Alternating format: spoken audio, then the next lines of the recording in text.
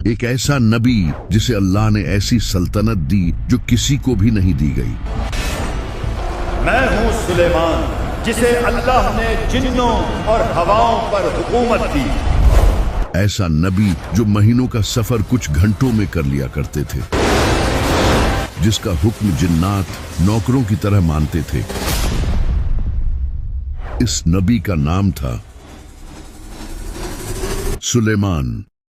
حضرت سلیمان علیہ السلام کا بچپن باقی بچوں کی طرح نہیں تھا۔ انہوں نے اپنا بچپن بچوں کے ساتھ کھیلنے کی بجائے کورٹس اور اللہ کی عبادت کرنے میں گزارا۔ وہ کورٹس میں اپنے باپ حضرت داؤد علیہ السلام کے ساتھ لوگوں کے کیسز دیکھتے تھے، جہاں سے انہوں نے شریعت کے مطابق انصاف کرنا سیکھا۔ وہ اپنے والد کو دیکھ کر سیکھتے تھے۔ ایک دن دو لوگ حضرت داؤد علیہ السلام کے پاس اپنا کیس لے کر آئے اور ان میں سے ایک نے کہا، اس کی بکریاں میرے کھیتوں میں گھس کر ساری فصل کھا گئیں، مجھے انصاف چاہیے۔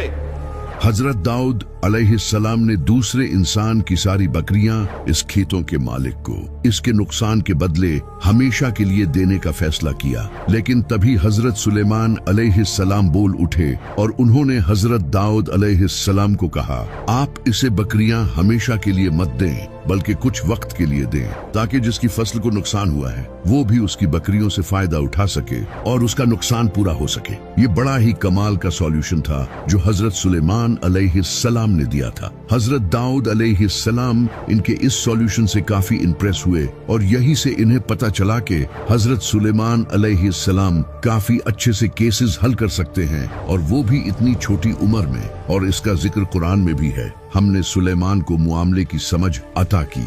حضرت سلیمان علیہ السلام اپنے والد سے سیکھنے لگے۔ وہ وقت کے ساتھ ساتھ کورٹس کے کیسز حل کرنا سیکھنے لگے اور حکومت کے ڈیفرنٹ ڈپارٹمنٹ جیسے ایڈمنسٹریشن اور پریشر میں ڈیسیژن میکنگ سیکھنے لگے۔ حضرت داؤد علیہ السلام ایک کمال کے واریر بھی تھے۔ حضرت سلیمان علیہ السلام نے انہی سے فوج کو مینج کرنا سیکھا۔ جب وہ اپنے والد کو رات دیر تک عبادت کرتے دیکھتے تو وہ بھی اس سے متاثر ہوتے، اور اس طرح اللہ نے انہیں حضرت داؤد علیہ السلام کے ذریعے تربیت دی، جس کا ذکر قرآن میں ہے۔ ہم نے داؤد اور سلیمان کو حضرت سلیمان علیہ السلام انسپیکشن کر رہے تھے، تبھی انہیں پتا چلا کہ ان کی فوج میں سے ہدہد پرندہ کافی ٹائم سے غائب تھا۔ انہوں نے ہدہد کو بلایا اور اس سے پوچھا، تم اتنے ٹائم سے کہاں تھے؟ ہدہد نے کہا، میں نے ایک ایسی بادشاہت دیکھی جس کی حاکم ایک ملکہ ہے جس کا نام بلقیس ہے، جو کہ ایک امیر اور پاورفل عورت ہے، جس کا تخت بہت بڑا ہے اور اس کے پاس کافی بڑی فوج ہے، اور اس کے لوگ سورج کی عبادت کرتے ہیں۔ حضرت سلیمان علیہ السلام نے جب یہ سنا تو انہوں نے ملکہ بلقیس کو ہدہد کے ذریعے ایک خط بھیجا۔ ہدہد اس خط کو لے کر نکلا اور سفر کرتے ہوئے ملکہ بلقیس کے محل میں پہنچا اور ملکہ بلقیس کو یہ خط دیا۔ ملکہ بلقیس نے جب یہ خط کھولا تو اس میں لکھا تھا، اے ملکہ، میں تمہیں خود کو اللہ کے حوالے کرنے کی دعوت دیتا ہوں، ظلم مت کرو اور میرے پاس آؤ۔ ملکہ بلقیس نے یہ خط اپنے سارے ایڈوائزرز کے سامنے پڑھا۔ کچھ ایڈوائزرز نے کہا، اس بادشاہ کی بات مت مانیں اور اس کے خلاف جنگ کی تیاری کریں، جبکہ کچھ نے کہا، ایک بار آپ اس بادشاہ سے مل کر دیکھ لیں۔ ملکہ بلقیس نے حضرت سلیمان علیہ السلام کو آزمانے کے لیے کچھ گفٹس بھیجے، لیکن حضرت سلیمان علیہ السلام نے یہ گفٹس نہیں لیے اور کہا، میرا ایمان خریدا نہیں جا سکتا۔ ملکہ بلقیس اس سے کافی امپریس ہوئی اور جان گئی کہ یہ کوئی ایسا بادشاہ نہیں ہے جسے دنیا کی طلب ہو۔ انہوں نے حضرت سلیمان علیہ السلام سے ملنے کا پلان بنایا۔ جب حضرت سلیمان علیہ السلام کو یہ پتا چلا کہ ملکہ بلقیس ان سے ملنے آ رہی ہیں تو انہوں نے سوچا کہ کیوں نہ وہ ان کا تخت ان کے آنے سے پہلے اپنے محل میں لے آئیں، تاکہ وہ ملکہ دیکھ کر حیران ہو جائے اور جان جائے کہ وہ اللہ کے نبی ہیں۔ لیکن ملکہ بلقیس کا یہ تخت یمن میں تھا، جو کہ حضرت سلیمان علیہ السلام سے ہزاروں کلومیٹرز دور تھا۔ انہوں نے اپنے ساتھیوں سے پوچھا، تم میں سے کون اس ملکہ کا تخت میرے سامنے لا سکتا ہے؟ تبھی ایک بڑا جن سامنے آیا اور اس نے کہا، میں آپ کی محفل ختم ہونے سے پہلے وہ تخت آپ کے سامنے لا دوں گا۔ تبھی ایک اور انسان سامنے آیا جسے اللہ نے کچھ خاص علم دیا تھا۔ میں یہ تخت آپ کی آنکھ بند ہونے سے پہلے आपके सामने ला दूंगा। हजरत सुलेमान अलैहिस्सलाम ने अभी इसकी ये बात सुनी ही थी कि इनके सामने वो तख्त पेश भी हो गया। फिर मलका बल्कीस हजरत सुलेमान अलैहिस्सलाम के महल में आई। उन्होंने हजरत सुलेमान अलैहिस्सलाम के महल, इनकी जिन्नात और जानवरों की फौज को देखा और ये देखकर हैरान हो गई। फिर हजरत सुलेमान अलैहिस्सलाम ने इन्हें इनके तख्त के पास ले गए और कहा, क्या ये तुम्हारा तख्त है? उन्होंने कहा, हाँ ये वही है। वो ये सब देखकर फौरन कहने लगी, बेशक मैंने अपने आप पर जुल्म किया, मैं खुद को सुलेमान के रब के हवाले करती हूँ। और इस तरह हजरत सुलेमान अलैहिस्सलाम ने बगैर जंग किए इन्हें मुसलमान कर लिया। हजरत सुलेमान अलैहिस्सलाम ने मस्जिद अक्सा को भी एक्सपैंड किया था। हजरत सुलेमान अलैहिस्सलाम ने खुद से एक स्ट्रक्चर का नक्शा बनाया जहां हजारों लोग एक टाइम में आ सकें, और फिर अपने सारे जिन और इंसानों को इस स्ट्रक्चर को बनाने में लगा दिया। फिर एक मस्जिद बनाई जिसे मस्जिद अक्सा कहा जाता है। हजरत सुलेमान अलैहिस्सलाम पर अल्लाह ने एक दिन आजमाइश डाली। एक दिन दोपहर के वक्त कुछ घोड़े उनके सामने आए जो कि काफी खूबसूरत थे, और ये घोड़े उनकी रियासत के कामों के लिए यूज होते थे। हजरत सुलेमान अलैहिस्सलाम उन घोड़ों में इतने मसरूफ हो गए कि उन्हें वक्त का पता ही नहीं चला और नमाज का वक्त भी गुजरने लगा। तभी उन्हें अचानक याद आया और उन्होंने कहा, इन घोड़ों की मोहब्बत ने मुझे अल्लाह की याद से गाफिल कर दिया।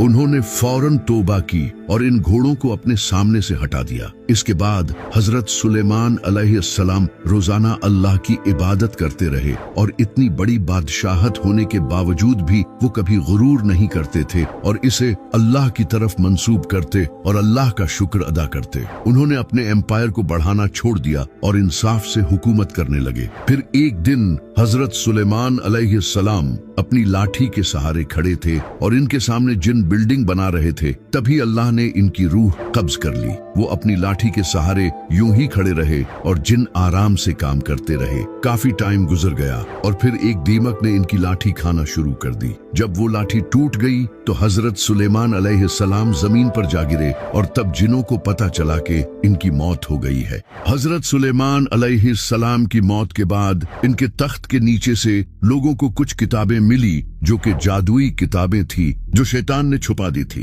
ताकि लोगों को गुमराह कर सके। लोगों ने हजरत सुलेमान अलैहिस्सलाम पर इल्जाम लगाना शुरू कर दिया और कहने लगे, सुलेमान तो ये सब जादू से किया करता था, वो कोई नबी नहीं था।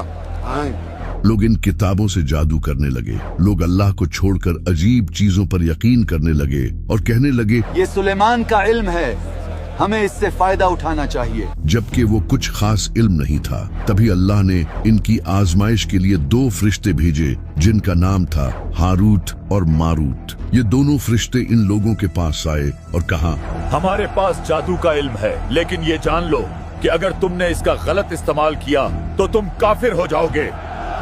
तो जिन लोगों के दिलों में मुनाफिकत थी वो इनसे कहते, आप हमें ये जादू सिखा दें, हमें भी तो पता चले। हारूत और मारूत इन्हें बताते कि जादू कैसे काम करता है, और फिर वो लोग इसका यूज अपने मतलब के लिए करने लगे। वो इसे बदला लेने के लिए यूज करते, जैसे मियाँ बीवी में लड़ाई करवाने के लिए। लेकिन फिर भी अल्लाह की तरफ से ये जादू कुछ ही लोगों पर काम करता था और यूं ब्लैक मैजिक का आगाज हुआ। कुरान में आया है कि हजरत सुलेमान अलैहिस्सलाम जब चूंटियों के पास से गुजर रहे थे तो चूंटियां एक दूसरे को वार्न करने लगी कि सुलेमान की फौज आ रही है, पीछे हट जाओ। इससे ये पता चलता है कि चूंटियां आपस में एक दूसरे से बातें भी करती हैं। ये बात पिछली सदी में ही डिस्कवर हुई है कि चूंटियां वाइब्रेशनल सिग्नल्स और फिरोमोन्स के जरिए एक दूसरे से बातें करती हैं। लेकिन कुरान में ये बात आज से 1400 साल से ज्यादा पहले बता दी गई थी। इससे हमें ये पता चलता है कि हजरत सुलेमान अलैहिस्सलाम ने